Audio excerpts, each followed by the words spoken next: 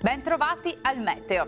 Tempo ancora instabile sul nostro territorio. A dire il vero, tutto il weekend sarà caratterizzato dalla pioggia, ma vediamo intanto il dettaglio di sabato 7 settembre.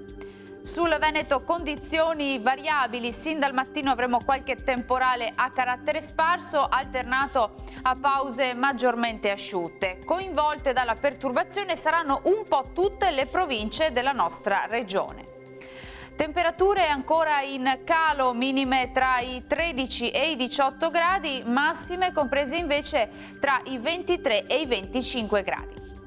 Ci spostiamo ora sul Friuli Venezia Giulia, dove avremo qualche schiarita in più al mattino. Col passare delle ore però tenderà a peggiorare con temporali via via più diffusi.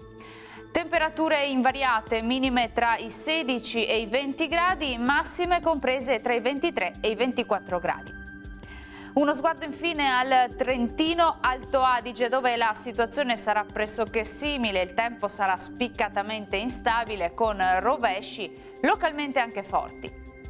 Temperature minime sui 14 gradi, massime tra i 24 e i 25 gradi. Bene, dal meteo di Antenna 3 per ora è tutto. Buon proseguimento in compagnia della nostra emittente. Arrivederci.